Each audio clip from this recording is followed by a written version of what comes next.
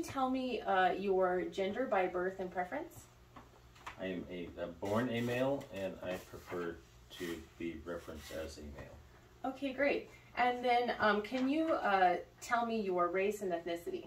I am white and non-Hispanic.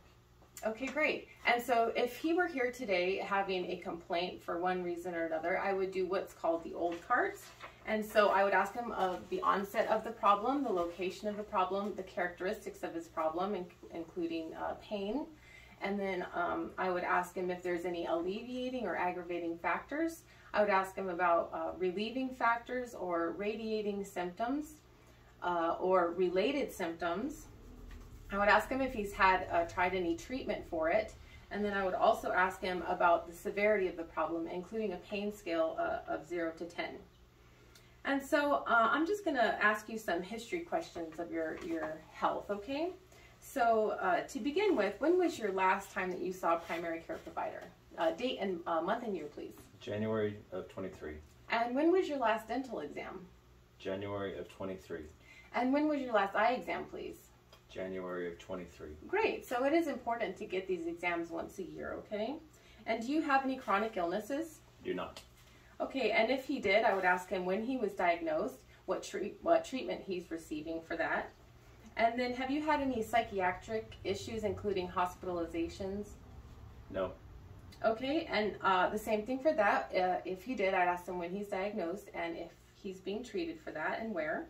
And then do you have any allergies, let's say to medications, to foods, to pets, to the environment?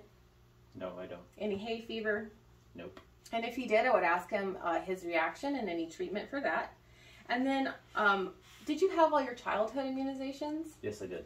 And are you up to date currently with your immunizations, including COVID and influenza? Yes, I am. Okay, and do you take any medications, including supplements or herbal remedies? I do not. And do you take any laxatives? No. And if he did, I would ask him the name, the dose, the timing, and the purpose. And have you had any surgeries or hospitalizations? No. Okay, and if he did, I would ask him the month and the year, what it was, and I would ask him if he had any complications, and I would also ask him if he had any problems with anesthesia. And have you had any significant injuries in your childhood or adulthood? No. And have you had any infectious diseases, including hepatitis, tuberculosis, or HIV? No. Okay, in terms of gynecology, if he were a female, I would ask him about his menarche. I would ask him about menses, the pattern, the characteristics, if there's any complications with the menses. I would ask him perhaps about menopause at his age of 52. And then I would also ask about gravidipera in terms of how many pregnancies, how many live births, if there's any complications with labor and delivery or C-sections, for example. And then in terms of sexual history, are you sexually active? I am. Have you had any sexually transmitted infections? No. Okay, and do you use anything to prevent sexually transmitted infections? Like condoms or? I use condoms. Okay, and do you have any plans to get pregnant? Do not. Or have your partner get pregnant? Okay, and then do you prefer male or female partners? Female. Okay, and how many sexual partners do you have right now? 1. And in the last 6 months? 1. Okay, great. And so he is low risk for sexually transmitted infections. He's also low risk for testicular cancer, but it is important to be self-aware. And so once a month, you do want to do testicular self-exams where you take both hands and you feel your testicles for any nodules, masses, swelling, warmth, anything different. Also, if he were a female of 52 years of age, I would follow the American College of Gynecology recommendations, and their gold standard is to get an HPV with a cytology every 5 years. And then also, it's important for when you do your testicular exams, either in the shower or outside of the shower when your skin is warm, okay? And then also, it's important for males and females to do self-breast exams. This doesn't take the place for females of a yearly mammogram at his age, but it is important to be self-aware, where you use a clock-like pattern when you're laying down on each of your breasts, and then you also test the nipple for discharge, and you test the breast for mobility. Okay? All right, and so I'm going to ask you a few more questions here. Where were you born and what is your nationality? Phoenix, Arizona. Okay. And I was born in North America. Okay, and what's on your passport? American. Okay. And what is your marital status or your relationship status? I am married. Okay, and how long have you been married? 7 years. Great. And have you had any military service? No. Okay. And in terms of your living environment, do you live in a house, apartment? Do you live alone or? Yes, a single family dwelling. Okay. And who do you live with? My wife. Okay, great. In terms of your occupation, what do you do for a living? I am an electrician. Okay. And are you exposed to any environmental hazards at work or experience a lot of stress at work? No, I do not. Okay, wonderful. And in terms of your habits, so what kind of diet do you eat? High vegetable, low fat. And do you eat a lot of fast food or salty food? No. And how much water do you drink a day? 8 to 10 cups a day. That's great. That is what is recommended. And how about your exercise? Do you exercise? Yes, I do. What kind of exercise do you do? 2 days of cardio, 3 days of free weights. Okay, great. So it's important to walk at least 30 minutes a day for your aerobic exercise, okay? But you're definitely on the right track. All right, and in terms of your past drug use, have you ever used any tobacco or nicotine? No. Have you ever used any alcohol? No. Have you ever used any marijuana or other street drugs? No. Okay, and have you ever vaped? No. Okay, that's great. That's all really good for your health. And do you feel like you have a lot of stress in your life? No. All right, any significant sleep problems or emotional problems? Nope. Okay, and do you feel like you're safe at home? I do. Do you feel like you're a threat of harm to yourself or others? No. All right, and have you ever experienced any emotional, physical, or verbal abuse? Nope. Okay, that's wonderful. And in terms of safety, do you have any guns in your home or a pool? I do not. Okay, if you did, you want to keep those locked up and then have a gate around your pool. And also in terms of safety, do you use your seatbelt when you drive? I do. Do you drink and drive or text and drive? I do not. Okay, great. Do you have any use for helmets? Nope. Okay, wonderful. All right. And in terms of your hobbies, what are your hobbies? I build model airplanes. Okay, that's wonderful. Great stress relief there. And also, do you have any alternative health practices? No, I don't. Okay. And so I'd like to ask you some questions about your family, okay? Do you have any siblings or children? No. No, I don't. Okay. And then just in terms of your parents and grandparents, are any of them deceased? My parents are alive. My grandparents are deceased. Okay. Do you know what ages your parent or your grandparents passed away? Both of my grandfathers died in their 70s, and both of my grandmothers died in their 80s. Okay, you don't know the exact age? I don't know. Okay, and do you remember what they died from? Natural causes. All of them? Yes. Okay, wonderful. And your parents, are they, do they have any health conditions? Nope. And how old are they? They are 80 years old. They're both 80? Yes. Well, that's nice. Okay, wonderful. And then I have some questions for you just in terms of head to toe. I'm going to ask you about a lot of symptoms, and you tell me if you've ever had these, okay? So just in terms of your general health, have you had any fevers, fatigue, weight loss, or chills? Nope. Okay. And in terms of your eyes, have you had any drainage in your eyes, redness, or vision changes? No. In terms of your ears, have you had any discharge or hearing loss? No. Have you had any runny nose or smelling problems? Nope. Have you had any sore throats or difficulty swallowing? No. Have you had any problems with your teeth or chewing or sores in your mouth? No. All right. And then just in terms of your respirations, have you had any cough or difficulty breathing? Nope.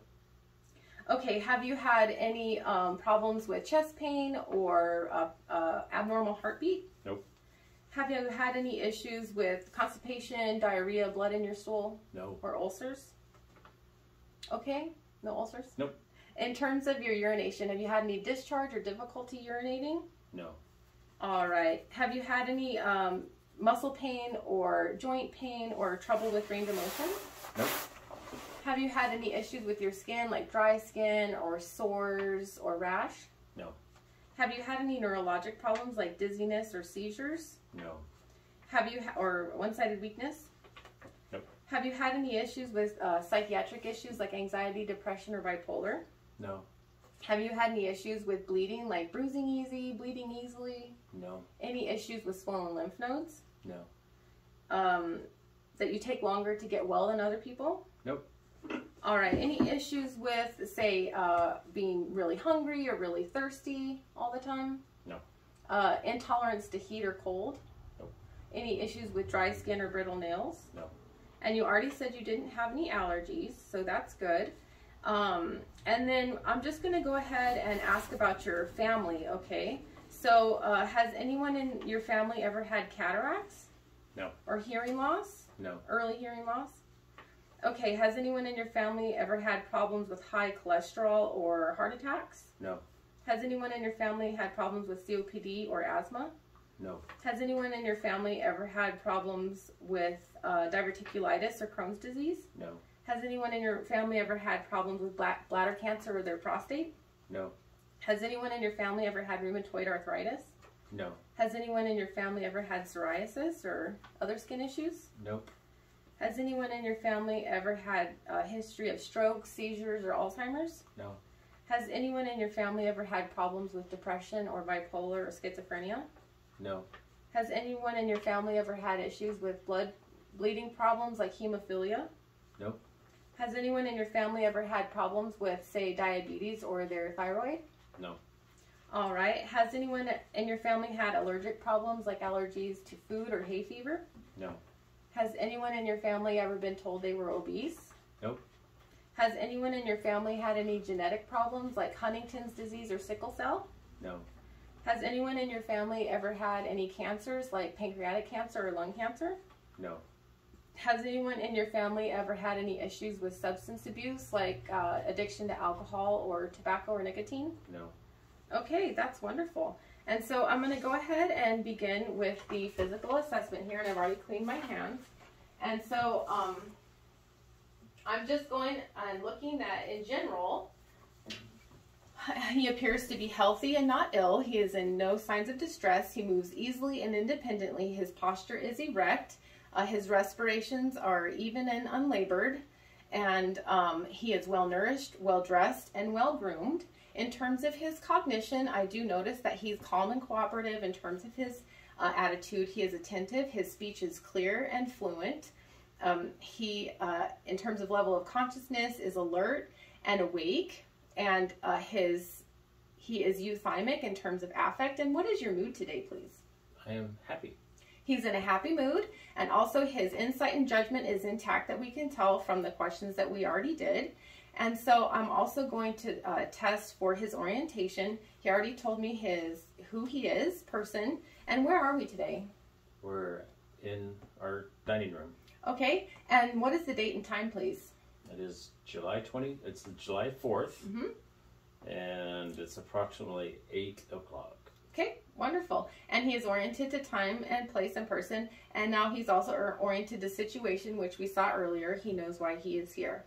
And then I'm going to go ahead and check his vital signs. So I would do his blood pressure supine and also upright, comparing for orthostatic changes. I do notice that his blood pressure is 120/80. His heart rate or pulse is 76. His respirations are 16, and his temperature is 97.1. And I also have measured his height and weight. His height is 5'11". His weight is 171 pounds, which makes his BMI 23.85, and that is normal. So I'm going ahead and I'm beginning with the head-to-toe assessment, and I'm noticing that his head is normal cephalic, and his face has no drooping, but it is symmetric. His ears are well placed and symmetric. And then I'm going to go ahead and begin by looking at his skin, and I do notice the skin of his body and his joints is pink. There's no cyanosis, there's no erythema, there's no jaundice, there's no pallor, and I do notice there's no edema, there's no rash, there's no scarring, and there's no abnormal pigmentation here. There's no pitting, no shunts, no lesions. And so then I'm also going to notice that in terms of his skin, he has no abnormal changes. So there's no macules, no papules, no pustules, and no vesicles. I do notice that he has no suspicious tumors. He has no lesions of vascular or purpuric origin. He has no nevi.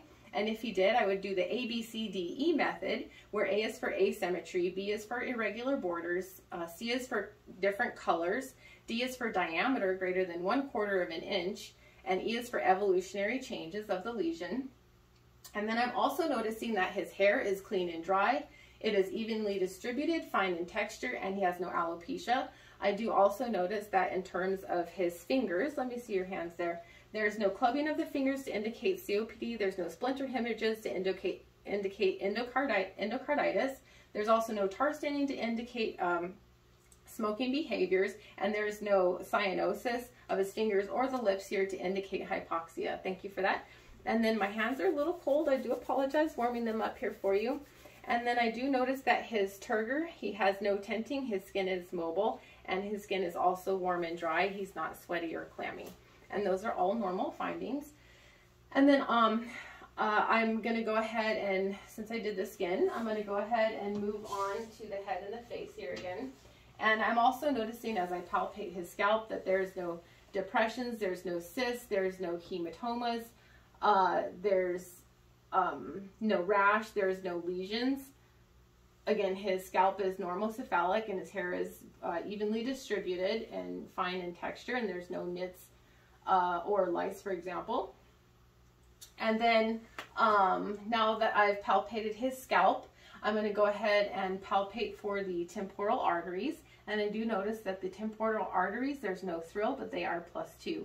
And I'm going to go ahead and palpate your temporal mandibular joint. And so if you can open your jaw for me, in and out, perfect, and down. And there's no expression of tenderness there, and there's no crepitus, and it is symmetric. And then next I'm going to go ahead and palpate his sinuses. So we've got the frontal sinuses. Any tenderness or pain there? No. And the maxillary sinuses are free of tenderness and pain. And then in terms of the face, I do want to do the trigeminal nerve test, or cranial nerve 5. And this one has 3 parts. So I could do the corneal reflex, where I would take the cotton in the eye, which I won't do for comfort for the purpose of the video. And then I'll have you close your eyes, and I'm just going to test his superficial, tactile, and pain sensation in his face. All right, so tell me if this is sharp or soft, okay? Sharp, soft, sharp, sharp, sharp, soft. All right, and the sensory portion of the trigeminal nerve is intact, and then I'm going to go ahead and test for the motor portion. And so I'm going to place my hand on your jaw. Go ahead and open your jaw for me against resistance. Great. And his strength is 5 out of 5 on his jaw. And that completes the trigeminal nerve. And I'm also testing for the facial nerve. This is cranial nerve 7. And so for the upper portion, go ahead and raise your eyebrows for me. Great. And the upper portion is intact. And then go ahead and puff out your cheeks. And the lower portion is intact. He is symmetric for cranial nerve 7. And next, I'm going to go ahead and I'm going to look at your eyes. And so the eyebrows and the eyelashes are even and well distributed in terms of the hair. He has no blepharitis. He has no ptosis of the eyelids or exophthalmos of the eyes. And then in terms of the structure, I do notice that the conjunctiva, are pink and moist. There's no pallor. There's no conjunctival injection. The sclera are white with no icterus. The pupils and the iris are round and symmetric. I don't see any clouding or opacities of the lens or the corneas. There's no foreign objects either, looking tangentially. And then now I'm going to go ahead and test cranial nerve 2, and this is the optic nerve. And so I'm going to have you cover your right eye. And do you have any contacts in today? No. And with the left eye, I'm going to be at 6 feet away with the handheld charter, 20 feet away in the clinic. Go ahead and read the smallest line that you can read. LTFPH.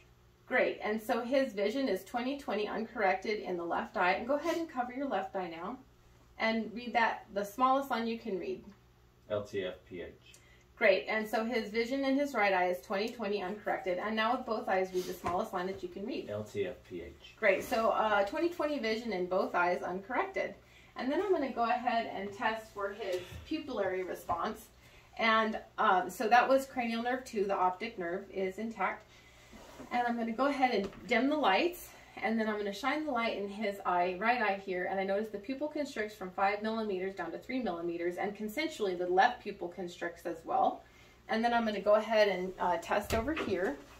And so I'm shining the light here in his left pupil, and it constricts from 5 to 3 millimeters, the same findings. The right eye constricts consensually. Okay, and then I'm going to go ahead and move on to the ophthalmic exam. And so I'm coming here at 15 degrees. I'm going to protect the patient, my right hand to his right eye, and then I'm also going to dim the lights. And then here I'm going to find the red reflex at 15 degrees. And then I'm going to go ahead and move in and protect his face with my fingers here.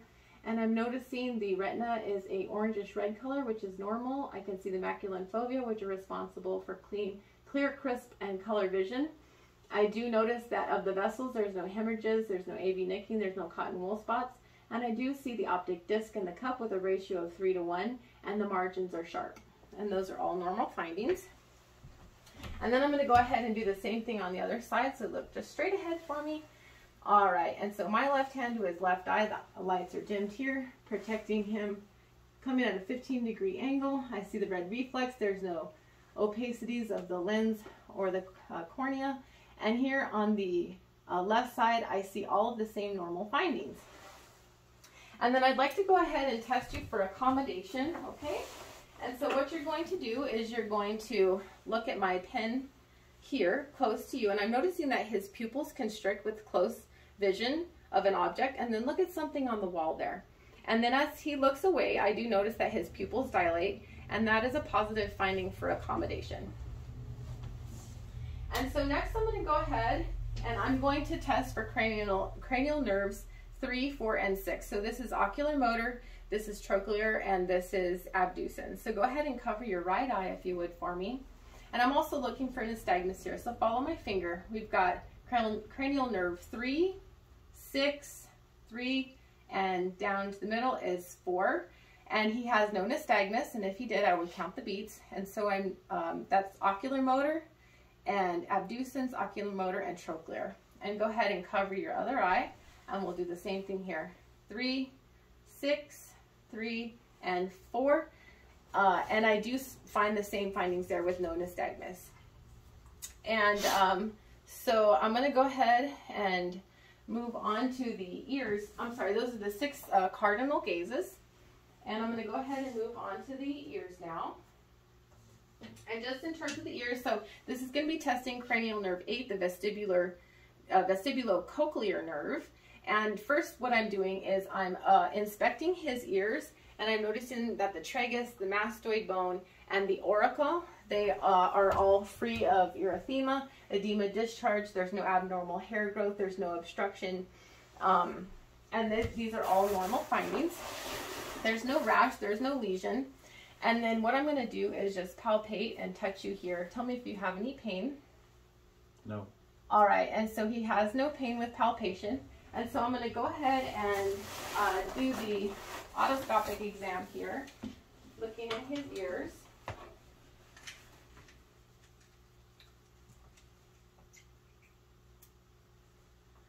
Alrighty, and I'm holding this the scope up just for safety for the patient, pulling his ear back and up, and just looking here in the ear. In the external canal, I do not notice any erythema. There's no drainage, there's no discharge, and he doesn't have any pain with palpation. There's no foreign objects here in his ear, and there's no erythema. And then of the tympanic membrane here on the right, I do notice that the cone of light is at 5 o'clock. I do see the handle of the malleus, and I see the umbo, and those are normal findings. The tympanic membrane is pearly gray. There is no effusions and no bulging and no perforations and no erythema. And those are all normal findings. And here on the left-hand side, protecting the patient here with my fingers, especially important for a child. And then I'm noticing the same thing in the external canal, all the same normal findings. And of the tympanic membrane, all the same findings, except I do notice on the left that the cone of light instead is at 7 o'clock, otherwise all the same normal findings.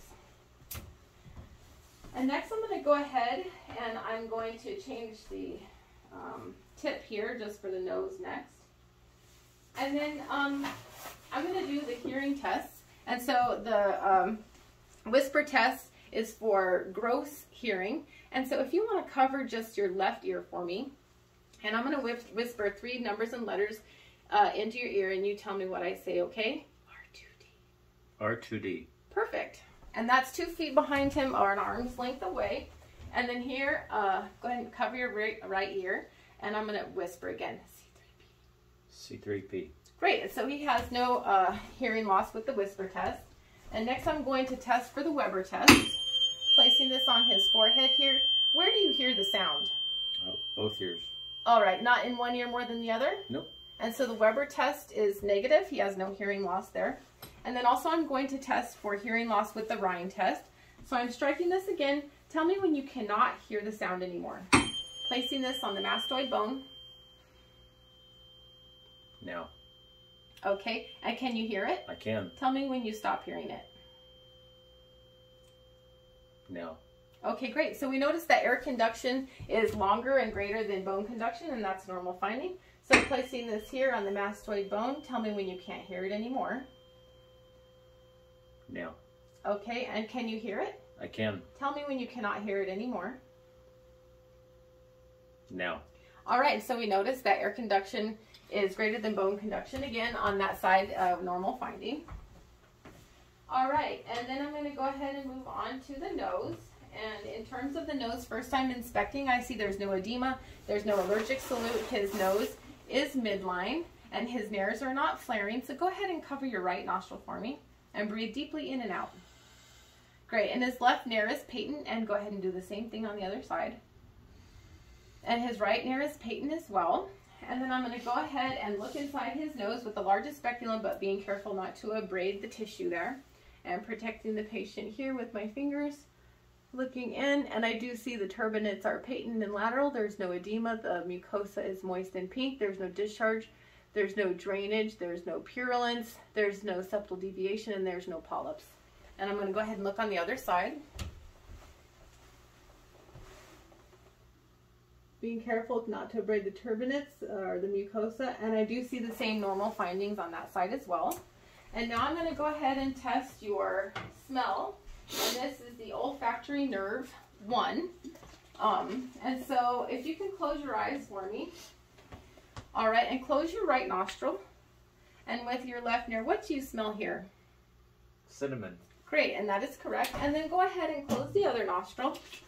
And then what do you smell here? Vanilla. Great, and so olfactory cranial nerve 1 is intact. And so that's it for the nose, and we already palpated the sinuses. And then just in terms of the mouth and the lips, I don't see any cyanosis, no lesions, no cracking. And then go ahead and open your mouth for me. And I'm looking in here. Go ahead and say ah. And the uvula rises midline. And go ahead and swallow for me. Great. And then I could also test his gag reflex. And so this means that his cranial nerves 9 and 10 are intact. That means the glossal pharyngeal 9 and the vagus nerve 10. As the uvula rises, his swallow is intact, and his gag, were I to test it, is also intact. So I noticed that his mouth is midline, so go ahead and open your mouth real big for me. And the tongue has no glossitis or leukoplakia. The teeth are not broken. There's no deformities of the pillars or the soft and hard palates. Go ahead and say ah again. And the posterior pharynx is clear of exudates. The tonsils are +1. There's no redness. There's no erythema. I do notice that the gingiva are pink. And looking here, there's no hyperplasia of the gingiva. Go ahead and lift your tongue.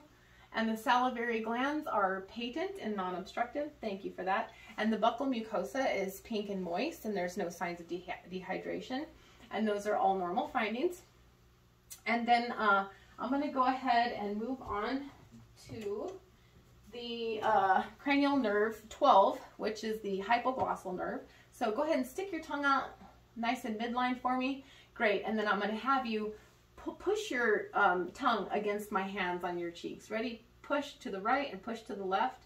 Great. And so I'm noticing he has 5 out of 5 strength with his tongue bilaterally, and that is an intact cranial nerve 12, the hypoglossal nerve.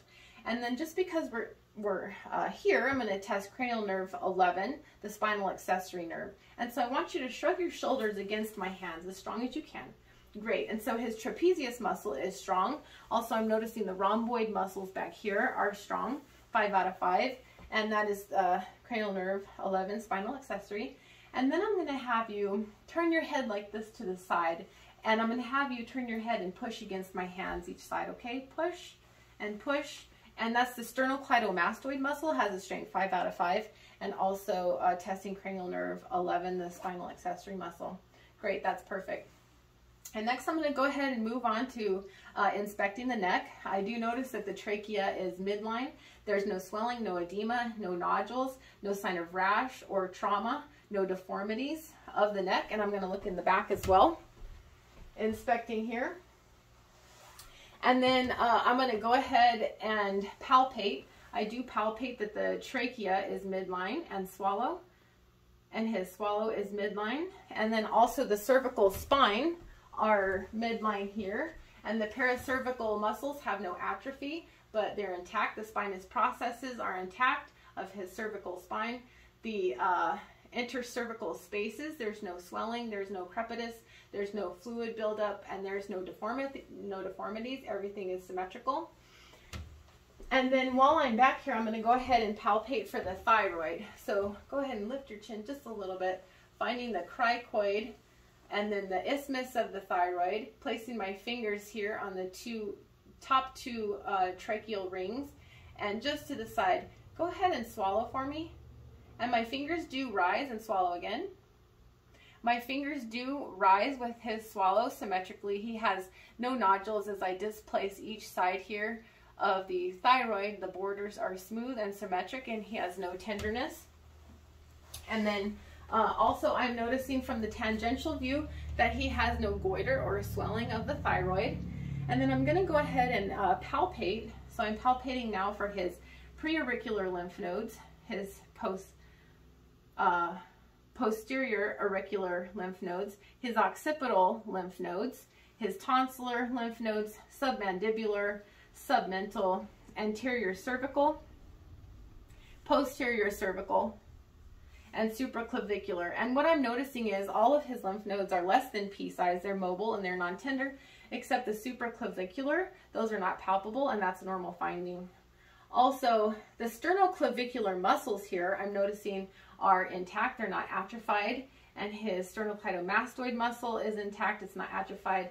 And again, looking at the rhomboids and the trapezius muscles, those are all symmetric. And there's no crepitus, no swelling, no deformities, no fluid buildup, and no tenderness or pain with palpation. And those are all normal findings. And so I'm going to go ahead and I'm going to have you do a range of motion with your neck with me, okay? And so what I want you to do is laterally bend your cervical spine here, and then bend to the other side. Put your chin all the way down to your chest, and your forehead all the way up to the ceiling. So he flexed, he extended, lateral bent, and then go ahead and rotate left and rotate right like we did earlier. Great. And then go ahead against resistance. So put your head down and pull your head up. Great. And so what I'm noticing here is he has strength 5 out of 5, and his cervical spine have full range of motion. And those are all normal findings. I'm just going to stand here for a second and see if I forgot anything with your neck and your throat here. No, I think we're good there. And so we've got cranial nerves 1, we got 2, 3, 4, and 5. We got cranial nerves 6, 7, 8, 9, 10, 11, and 12. So good on the cranial nerves. And so next I'm going to go ahead and move on to the thorax and the lungs. And first I'm inspecting, and I notice that his respirations are even and unlabored, and that he has a respiratory rate of 16, and that he has no audible wheezes or stridor.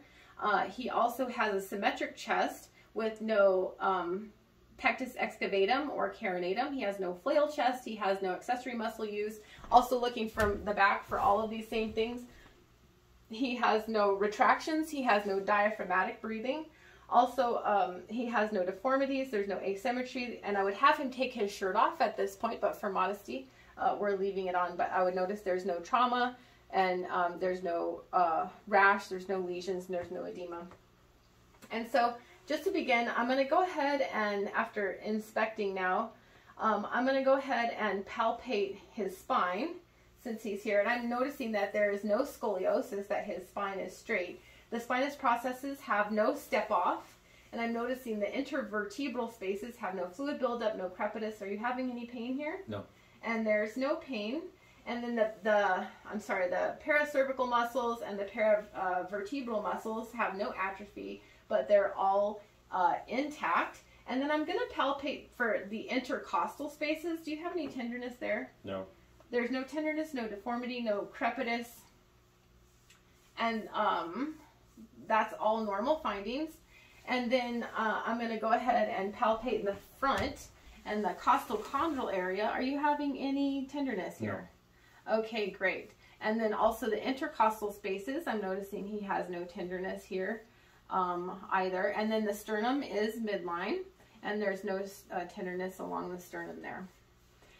Okay, and then I'm also going to palpate for tactile fremitus, as you say 99, okay? Sure. And so each time I place my hands on your body, you're going to say 99, okay? And I'm doing this in all the lung quadrants. Go ahead. 99, 99, 99, 99, 99, 99, 99, 99, 99, 99. All right, and then on the back as well. 99, 99, 99, 99, 99, 99, 99, 99. 99. That's wonderful. And so the tactile fremitus is expected and it's symmetric. And then I'm going to go ahead and palpate for respiratory excursion. And so I'm going to have you take deep breaths in and out, okay? So I'm looking for the costal margin and putting the skin in between my thumbs. So go ahead and breathe deeply in. And I'm noticing that there's equal rise of my hands as he inspires. And then as he expires there's equal fall of my hands. And I'm going to go ahead and do this on the back as well. Level of the costal margin here. Go ahead and take a deep breath in. And then my hands have a symmetric rise with his respirations, and that's normal for respiratory excursion there. And next, I'm going to go ahead and percuss, and I'm going to start percussing in the intercostal spaces. Well, we're going to go from the apices down to the bases. And I want to do in 8 areas here using my distal interphalangeal joint of my 3rd finger. And I'm listening and hearing resonance here, and those are all normal findings.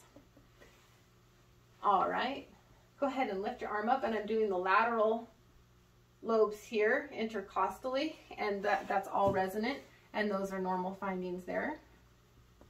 And so in the back, as I percuss, I'm going to, and like I said, I would have him take his shirt off for this and be on the skin in the clinic, but this is for modesty for the video. And so I'm going to percuss here, begin at the level of C7 intercostally, and I am noticing only resonance here. And this is a normal finding, and I'm being careful not to percuss over the bones, the scapula, for example. Great. Because that would give you a dull sound, and this is what I don't want to hear are any dull sounds. And I don't hear any dull sounds. That would be a mass or consolidation. And so I'm going to have you take a deep breath out and hold it. Okay, so he took a deep breath in. And so I'm going to percuss for the level of the diaphragm and would mark him here. Okay, and let it out. All right, take a few breaths normally. And so I'm measuring diaphragmatic excursion here. And now let all your air out and keep it out if you would. All right, keep your air out. And the diaphragm will be more superior at this point. And so I mark the level of the diaphragm with expiration and on inspiration. And then measuring here, I'm measuring 4 centimeters. And that is a normal finding, as diaphragmatic excursion should be between 3 and 5.5. And then also in clinic, I would do it on the other side as well and make sure that they're symmetric and equal. All right, and so next I'm going to go ahead and move on to auscultation of the lungs.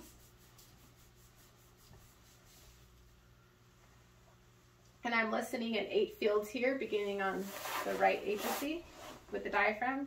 So each time I put my stethoscope, I want you to take a deep breath in and out, a little faster and deeper than normal, okay? Good.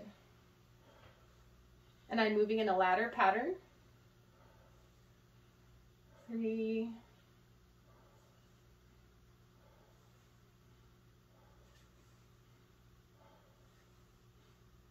And then I'm just going to go ahead and listen on the lateral aspects here. And this is the right middle lobe. Great. And if you lift up your other arm. Great. So I've done 8. You can just breathe normally for a second. Take a breath. 8 areas there. And I heard bronchovesicular sounds, but I did not hear any rhonchi or rales or crackles, coarse or fine, or wheezes. And that's all normal findings. You don't want to hear adventitious sounds. So that's normal there.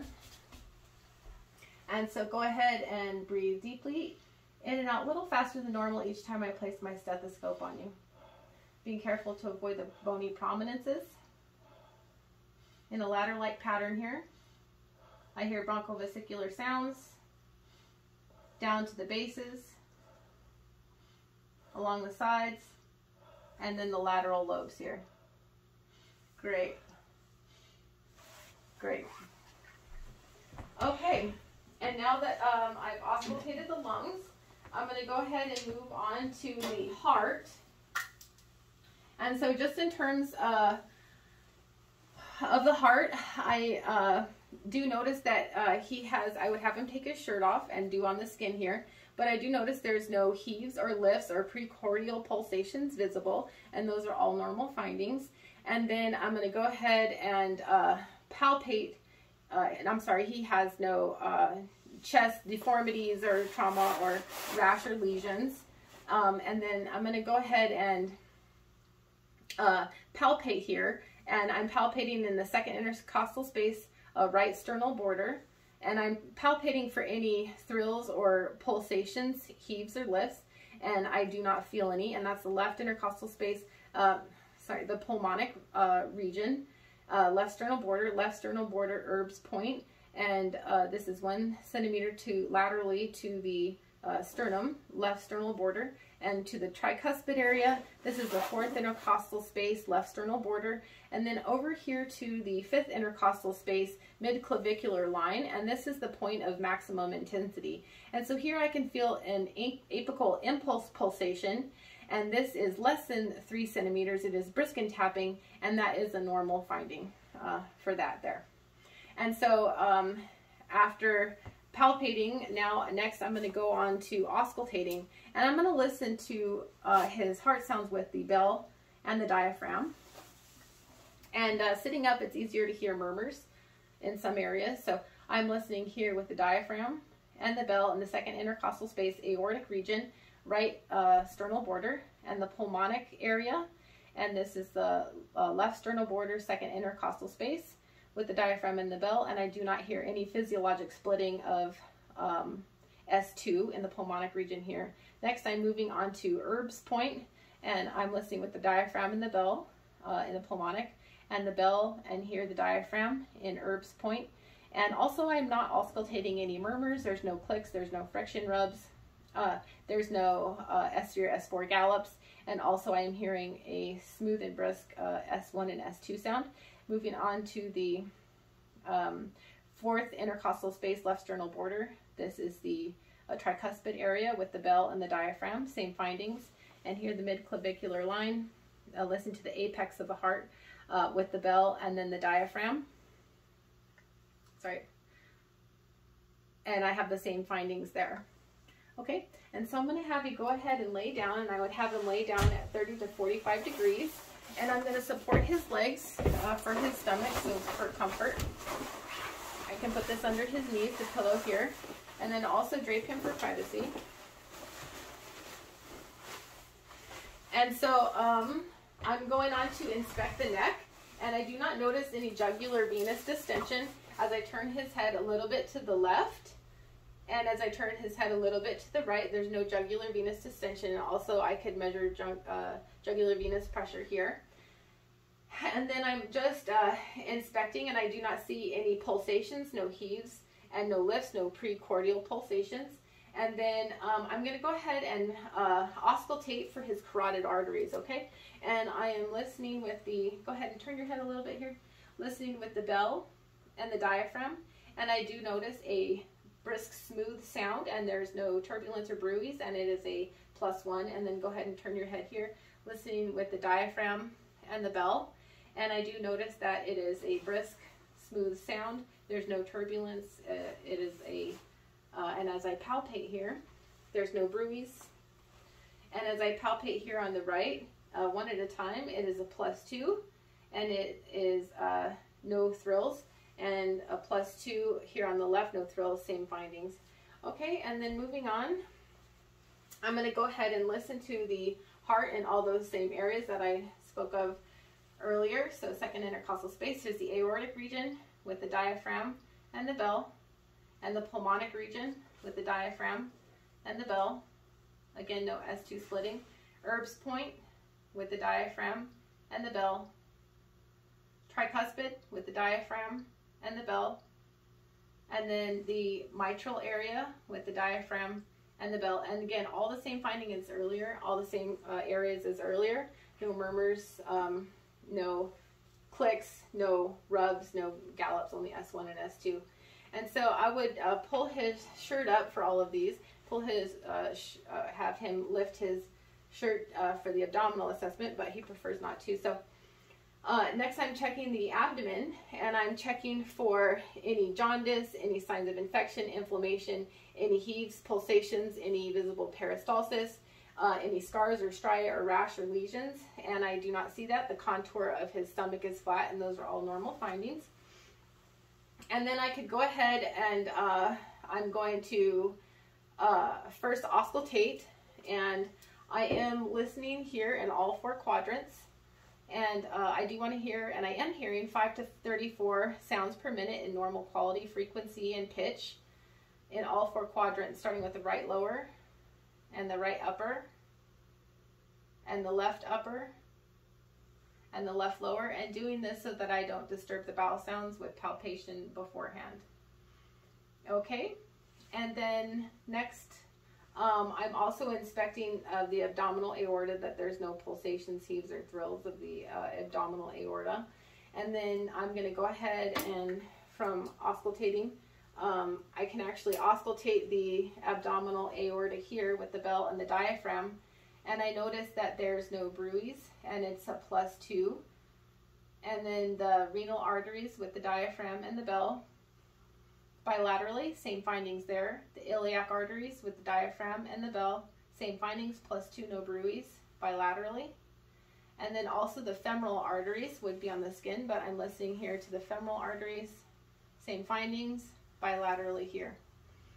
All right, and so next I'm going to go ahead and move on to percussing the abdomen, and I'm percussing here in all the quadrants, and I'm noticing tympany, which is a normal sound, and here in the left lower as well. I started in the right lower, only tympany. Now here in the right upper, as I approach the costal margin, I'm noticing a dullness of the liver, 1 centimeter below the costal margin. And so I'm going to go ahead and mark that here. We're going to measure the liver span, okay? And then I'm going to percuss from the mid-clavicular line, about the level of the nipple intercostally, and I'm going to mark the level of dullness here and measure my liver span. And the liver span is 10 centimeters, and that's normal. It should be between 6 and 12. And then I'm going ahead and I'm percussing in the left upper. So Traub's space in the left anterior axillary line with the last intercostal space here. Traub's space, go ahead and take a deep breath in. And there is no sound of dullness, and let it out with percussion, and that's normal not to be able to percuss the spleen. And then I'm moving on to palpation. So starting with light palpation, I'm looking for any discomfort, masses, pulsations, and moving in 1 centimeter with my hand, and he has none in the left quadrants or the right quadrants here. And next, moving on to deep palpation. So this is 5 to 8 centimeters, and I'm starting to palpate for any masses, and there are none. There's no discomfort. And also, I'm going to have him take a deep breath in, and then I'm, let it out, and I'm holding this back. Go ahead and take a deep breath in, And then I'm palpating the edge of the liver, and it's smooth and symmetric, and there's no irregularities under the costal margin here, and so that's normal. And then I'm also just palpating for, go ahead and take a deep breath in, pressing my hands together for the kidneys and let it out. And I'm not able to palpate the kidneys, and that's normal as well. And then I'm going ahead and I'm doing deep palpation here in the left upper quadrant, trial space here. Go ahead and take a deep breath in. Sorry, supporting the back. Try it again, deep breath in. And I'm not able to palpate the spleen, and that's a normal finding. And then in trial space there, and then moving on to the left lower quadrant, and there's no masses, no tenderness, no pulsations. Okay, and then I'm going to go ahead and palpate the abdominal aorta, just here above the umbilicus with two hands. It is less than 3 centimeters with no pulsatile mass, and I do not feel any thrills. That's normal. Moving on to palpating the femoral arteries. Again, same findings bilaterally. And then palpating the inguinal lymph nodes. I do notice that they're mobile, they're non-tender, and they're not enlarged. They're pea-size here. And then also the epitrochlear lymph nodes, palpating, and I have the same findings bilaterally. And then I'm going to palpate for the axillary lymph nodes here. So go ahead and relax your arms. Palpating in the axillary lymph nodes. Again, they're, and on the back here, there's no tenderness, they're mobile, and they're less than pea size. Lift your arm for me up here like this. Great.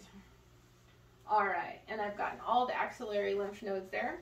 And then I'm going to go ahead and have you sit up, and I'm going to palpate your vertebral angle tenderness. So here's the level, if you can, yeah, maybe put your leg that way. Perfect. So here at the level of the 12th rib, finding the costal vertebral angle. Let me know if you have any tenderness there. No. Okay, and so here? Nope. And so he's negative for, let's say, nephrolithiasis or a kidney infection, nephritis, for example. And so next I'm going to go ahead and we're going to move on to examining the upper extremities. So if you want to just kind of maybe face me this way, that's perfect. Thank you for that. And I'm noticing that there's no nodules, no lesions, no rashes, no swelling, no erythema on his upper extremities. Also on the lower extremities, I'm noticing the same thing. And on the feet, I'm going to look for corns and calluses and bunions and warts, and I don't see any of that. And so I do notice that everything is symmetric and there's no deformities. And so I'm going to begin by palpating here the distal interphalangeal joints. And I'm going to move to the proximal interphalangeal joints, and there's no crepitus. Are you having any pain? No. The metatarsal phalangeal joints here, the metatarsals, and the carpals. And there's no crepitus, there's no fluid buildup, no deformities, no asymmetry, and no tenderness. Moving up, I'm feeling the olecranon process, the extensor surfaces of the ulna. I'm feeling the lateral and medial epicondyles here. And he doesn't have, lateral and medial epicondyles, and he doesn't have, again, same findings, no crepitus, no tenderness, fluid buildup, or pain. Moving on, I'm having the same findings here with the biceps groove, the tubercle of the humerus, the acromioclavicular joint, the coracoid process here, along the clavicle. I'm examining and palpating the shoulders, the trapezius, and the rhomboid. Again, there is no atrophy, all the same normal findings as before. And then I'm going to go ahead and test your sensation here. And so go ahead and close your eyes, superficial, tactile, and pain sensation. Tell me if you feel sharp or dull. Sharp.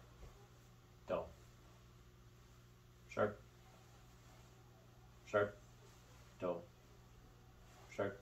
Great, and I'm going to go ahead and do your lower extremities as well, so tell me if you feel sharp or dull, okay? Sharp. Dull. Dull. Sharp. Sharp. Dull. Great, and so his sensation is intact, and then I'm going to go ahead and feel for his radial pulses, and they are +2, and also his capillary refill. He has less than 2 seconds here, blanching from a white back to his pinkish red. Anything less than 3 seconds is normal, and so capillary refill is intact. And then I'm going to go ahead and we're going to do range of motion, okay? And so I want you to start with your fingers. So what I want you to do is flex your fingers like you're making a hand grip, and then extend your fingers way far out if you can. Abduct them away and adduct them back. Okay, now we're going to do that against resistance. So go ahead and flex your fingers down and push your fingers up. All right, push your fingers out and don't let me push them in. Great. And so he has strength 5 out of 5 and full range of motion. Next, we're going to do your wrist, so do like me, okay? So I want you to flex your wrist up, flex your wrist down, and then supinate your arms, and abduct your wrist out, and adduct them back in. Okay, now we're going to do that against resistance. Ready? Push your wrist up, push your wrist down, push your wrist out, and push your wrist in. Great. And then with your elbows, just go ahead and extend your elbows and flex your elbows. All right, hold a pizza box, and then you're going to pronate in and supinate out. All right, now we'll do that against resistance. So pull and push. Very good. And then we're going to go ahead and do your shoulders. Okay, so I want you to flex and then extend. You can bend your arms, that's fine. All the way back. Great. And you're going to abduct and then adduct back in front. Great. Now we're going to do that against resistance. Ready? Push against my hands. Okay, so you're going to go, try to lift your hands up, go up and down, and now don't let me push you in, and don't let me push you out. Very good. So shoulder strength is intact, and shoulder range of motion is intact, and we've already done the neck earlier. And next I'm going to go ahead, we'll do the hips last. So in terms of the knees, I'm just inspecting the knees, doing the lower extremities now. Sorry, before we finish, let's do the cerebellar function, the finger to nose test, okay? So go ahead and touch my finger and touch your nose, and we're going to do it as fast as we can. Great, so his cerebellar function is intact. And now for the lower extremities, I'm noticing the sides of the knees. There's no fluid, there's no crepitus. Do you have any tenderness or pain? No. The suprapatellar pouch, same findings there. And then I'm feeling the popliteal fossa. There's no Baker cyst. And I'm feeling the pulse here is +1. And moving down, I have the medial malleolus, the lateral malleolus, and the Achilles gastrocnemius tendon. And then I'm feeling the posterior tibial pulse, and it's a +2, and there's no thrills. Again, his radial pulses, popliteal pulses were +2, no thrills, and regular rate and rhythm. And then dorsalis pedis pulses +2, same findings, no thrills. And then also I'm noticing there's no crepitus, there's no fluid buildup. And then I'm going to go ahead and palpate here, his Achilles tendon, there's no tenderness. And then the distal interphalangeal joints of the toes, there's no sores, there's no nodules. The proximal interphalangeal joints of the toes, the metatarsophalangeal joints, and there's no tenderness. And then the tarsals here, and there's no Morton's neuroma, there's no plantar fasciitis. Okay, and then the calcaneus, there's no tenderness there. And then I'm going to go ahead and do his deep tendon reflexes. Go ahead and clean my hands right here. I'm going to do your deep tendon reflexes. So beginning with the brachial radialis with your palm down. All right. Hand, arm nice and relaxed, okay? Okay, there we go. Perfect. And then we're going to do the brachial. Great. And then we're going to do the triceps deep tendon reflex. Great. And then on the other side, brachial radialis. Great. And then the biceps. And then the triceps. Great. And now we're going to go ahead and do the patellar reflex. Good. Relax your leg. And then the other patellar reflex here. Great. And then now we're going to do the Achilles deep tendon reflex. Great. And then the superficial plantar pedis reflex, going medially in. And this also the Babinski, and it's negative as it should be for an adult. A kid would flare out like that. And then next I'm going to go ahead and test for your range of motion of your knees. So if you can flex your knees back, both at the same time. There you go. And extend your knees out. Very good. And now if you can move your foot out laterally, feet out laterally, and then in. Great. And let's do that against resistance, okay? So go ahead and pull your legs in and push your legs out. So that's quadriceps and hamstring strength is intact. And then I'm going to have you with your ankles. I want you to I'm sorry, let's do this first. So go ahead and dorsiflex down and plantar flex up. Great. And then you're going to invert with your sole and you're going to evert with the sole of your foot. Great. Perfect. Now we're going to do that against resistance. But first, I want you to push your legs out and pull your legs in. Great. So that's hip strength there. And then push your feet down and pull your feet up. And that's great. So he has 5 out of 5 strength of his knees, hips, and his ankles. And then go ahead and flex your toes. Flex your toes in. Great. And extend your toes out. Fan your toes, abduct, sorry. And then adduct your toes back in. Great. So he did flexion, extension of the toes, abduction and adduction of the toes. And then he did abduction and adduction of the knees too when he did his feet like that. And extension and flexion of the knees. And so that's great. And so go ahead and pull your toes down against my fingers and push your toes up. Great. And so he has a strength 5 out of 5 of his toes. And then next we're done with the lower extremities. So I'm going to do your hips and your shoulders now. So if you want to just stand up for me. Great. And then I'm noticing anteriorly and posteriorly that his shoulders and his hips are symmetric and equal. And he has no scoliosis of the spine. I'm noticing that his posture is upright. He has no deformities, and I'm going to feel for his posterior ischial spine here, and his anterior superior ischial spine, posterior superior ischial spine, and those are symmetric. The gluteal folds are symmetric. And then I'm palpating the sacroiliac joint, and he has no crepitus, no fluid buildup, no tenderness, no pain, no nodules, no swelling there. And those are normal findings. And then I'm going to go ahead and have you bend over like you're going to touch your toes, okay? And I'm noticing that there's no scoliosis of his spine, but it is straight and intact, and you can raise up. And also he has full flexion extension of the spine in terms of range of motion and strength 5 out of 5. And I'm also noticing that there's no kyphosis and there's no lordosis, but he does have a normal S-curve of his spine there.